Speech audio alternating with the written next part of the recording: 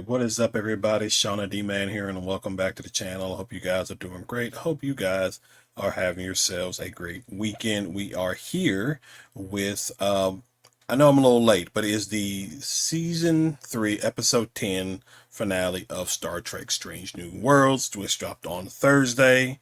And it was a relatively good episode to kind of cap off, no cliffhanger like season 2 did. So we are definitely going to jump right back into it. So if you're new to the channel, be sure you hit that like and subscribe button.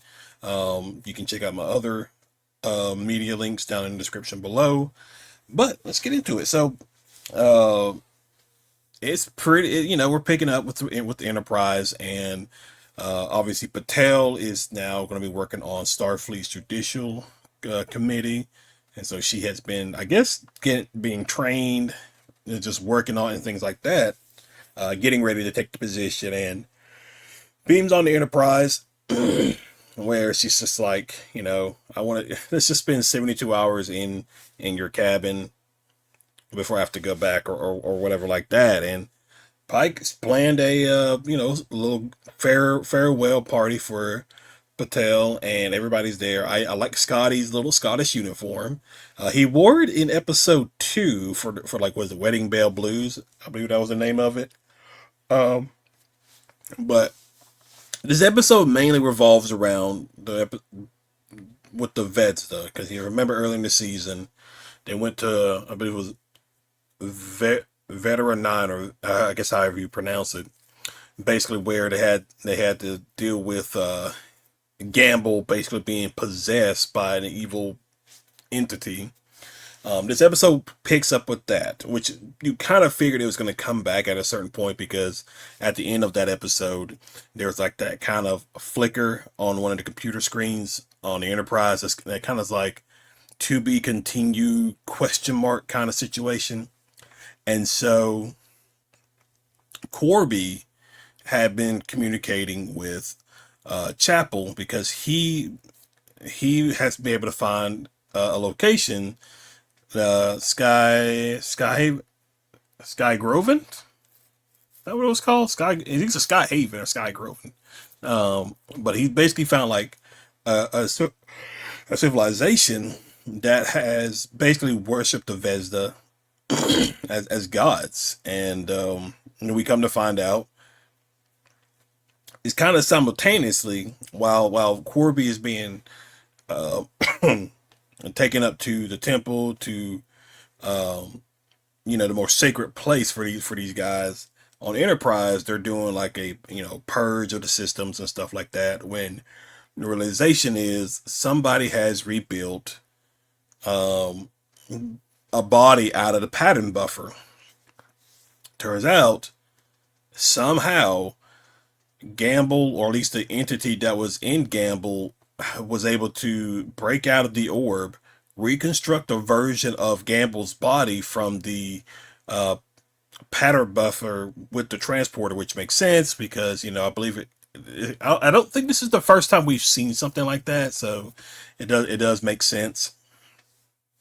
And he essentially transports himself halfway across the galaxy using what they discuss later is ley lines, which Kirk talks about as, well, if you think about it, most civilizations, most systems have primary trade routes, and so these lines are a way of interdimensional travel. And it wasn't just where Enterprise was, but Viridian 9 also had these, and it was able to connect to these different locations. So they haven't heard from Corby in some time. They make their way to the planet, and Chapel, Laan, Mbanga, Uhura, and Una, they go down there to basically kind of like rescue Corby, and deal with whatever threats down there.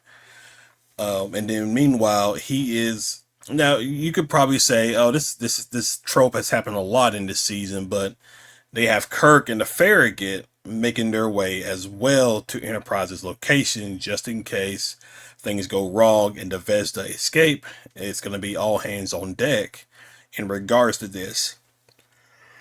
And which you've kind of, this is not the only time, because we did see with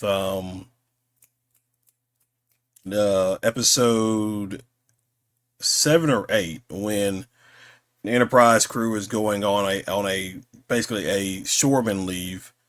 Farragut just happens to be nearby as well, which is why we get Kirk. And so it's not really like the first time this has happened throughout this season. But listen, I enjoy seeing Kirk. I think Paul Wesley is, pretty good Kirk up to this point. But and so they beam down to the planet and they blend in. Now this is a pre-warp civilization, but they do have trade with the Orions, so you don't have to do the whole turn into a Vulcan kind of situation that we had in the previous one of the earlier episodes. But they make their way to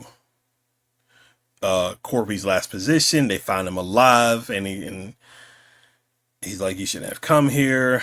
Gamble's trying to, like, unleash the Vezda and everything like that.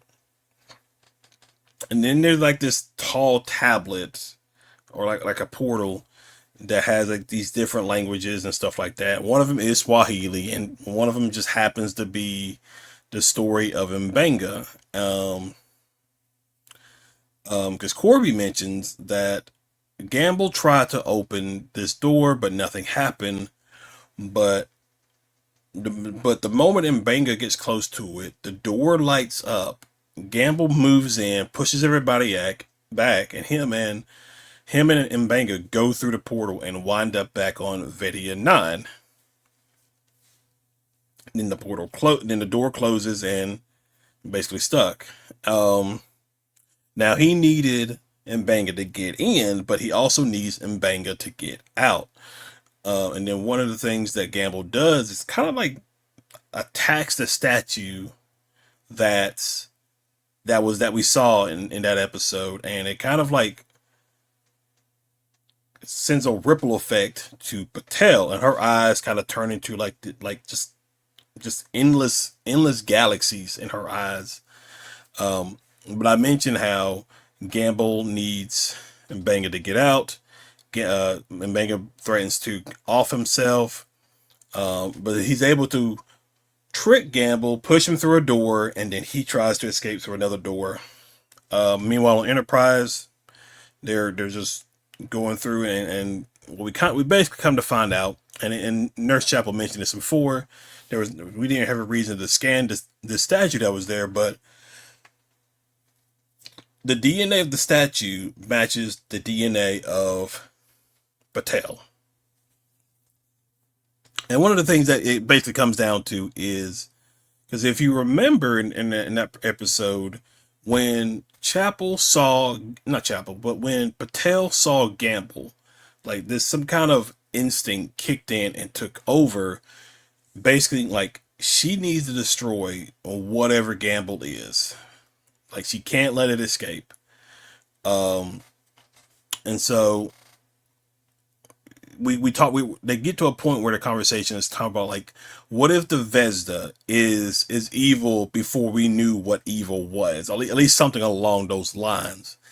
The Gorn, the human, the Illyrian, like all those DNA, what it mixed into Batel, all have like probably maybe like hidden code, not codexes, probably hidden strands or something like, I can't think of the right word I want to use. Like they know, maybe they each had their own encounter with the Vezda and evolved to, you know, go into a defensive posture against it because it's just so evil. At least that's the best way I can describe it. I'm sure somebody could probably describe it a little bit better than that. But beside the point, the ultimate thing about it is, because Patel talks about like how She tried to be a Starfleet captain. That didn't fit. She tried to, work on the judicial committee. That didn't fit. But she talked about how her being the beholder seems right. And basically, if she goes through with this, she cannot leave. She becomes basically the new warden of this prison. Um, and so the plan is, and this is one of the shots that we saw in one of the trailers, but like they can't get through the door, and so their plan is to take the Farragut and Enterprise, synchronize it, and have them fire phasers at at the door to open it up, and we get this whole Spock mind melding Kirk, um, and then it's a pretty cool sequence watching them like synchronize and everything like that, doing the whole split screen and stuff like that. But the door opens and they're able to go in and go through. And just as they go through, and Banga's there, Gamble just now breaks out, um, begins to attack Batel and Pike. Uh, but then Batel basically takes over. And then there's like a moment in the episode where I thought I missed something. But we jump to the next scene we jump to is Patel and Pike. Like they're back on Earth. Um, like they're living a life that they always dreamed of being together. And we go through these moments throughout these latter part of the episodes where like that we see that they have a daughter. We see that he's getting ready to leave on this training mission, which ultimately is the training mission that puts him in the chair. But this time, it doesn't happen. And now, we as an audience, and Kirk knows, no, I'm sorry, and Pike knows, and I don't know if he told Patel, I'm sure he maybe did, but we know what happens when Pike is not where he's supposed to be, the disaster that happens and things like that.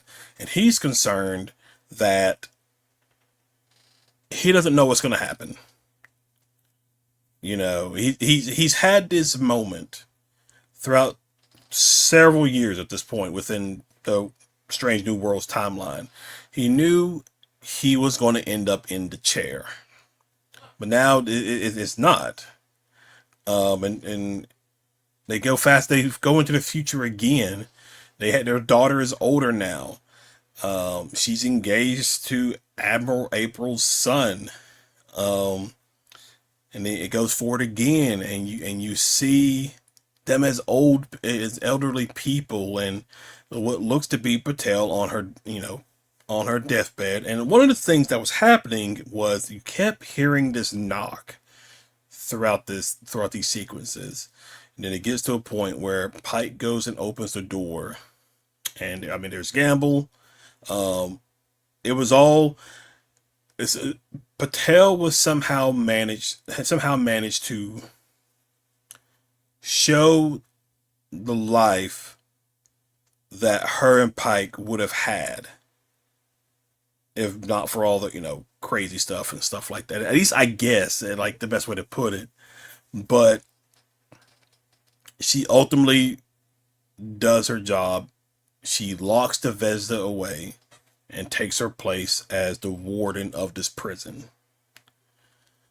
Um, and that's basically it. We have Pike obviously going through it. Um, Corby and Chapel, you know, have their thing. He kind of hands her like a map of like systems that have yet to be explored and things like that.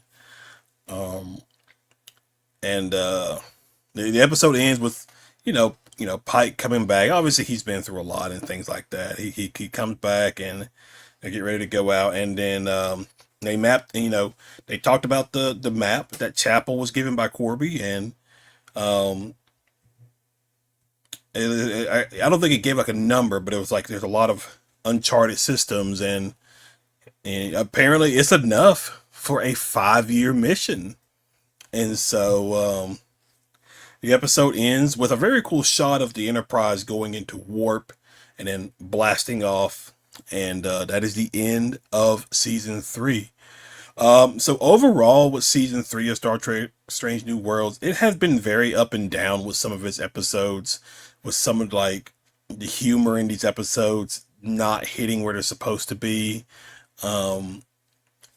I'll have to really think about it. I don't know if there was like a bad episode. There was just some episodes I was kind of like, that was okay. It wasn't my favorite, but it was okay. But but now we gotta wait for season 4, which is probably gonna be another 2-year wait. So 2027 potentially before we get season 4. But well, let's just wait and see. But guys, that is relatively it. If you are new to the channel, be sure you hit that like and subscribe button, comment below. But other than that, I will see you guys in the next video. Y'all have a good one.